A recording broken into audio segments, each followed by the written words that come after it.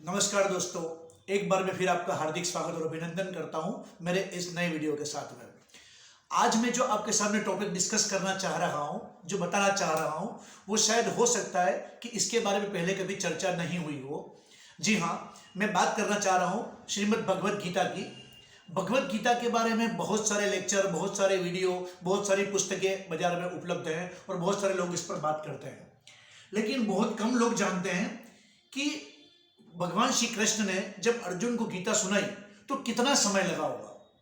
सोचिए, क्या आपने कभी ध्यान दिया इस पर कि जब भगवान श्री कृष्ण ने अर्जुन को गीता सुनाई, जब गीता कही कुरुक्षेत्र में, तो कितना समय लगा होगा। देखिए, सीन एक इंटरेस्टिंग है।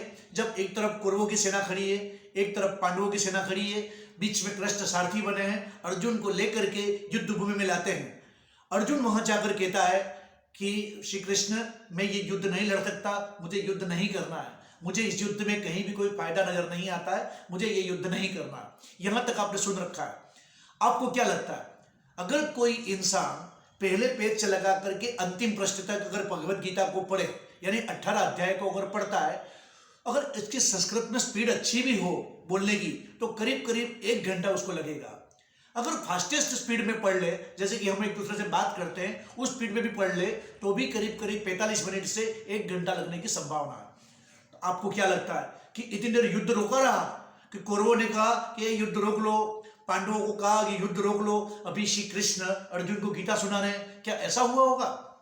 ऐसा संभव नहीं है, क्योंकि युद्ध में मैदान में आने के बाद कोई किसी का इंतजार नहीं करता।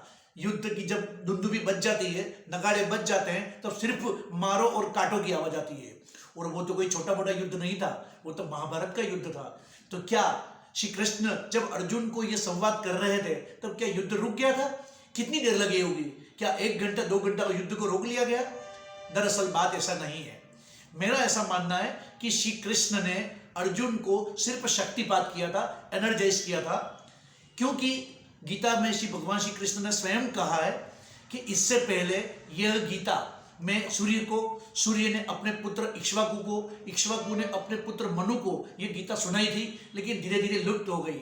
मुझे याद है पर तुझे याद नहीं है। इस प्रकार भगवान श्री कृष्ण स्वयं कहते हैं कि गीता तो पहले हो चुकी है, सिर्फ मैं तुझे सुना रहा हूं। और यहां पर हम जो गीता सुनते हैं या जो पढ़ते हैं, वो सिर्फ धृतराष्ट्र को संजय सुनाता है, वो हम सब सुनते हैं। श्री कृष्ण ने वास्तव में अर्जुन को क्या कहा, ये तो हमें और आपको किसी को नहीं पता है। हम सिर्फ जो सुनते हैं या पढ़ते हैं, वो सिर्फ धृतराष्ट्र और संजय का संवाद है। यानी कि श्री कृष्ण ने अर्जुन को सिर्फ शक्तिपात किया था, वो भी कुछ सेकेंड्स में।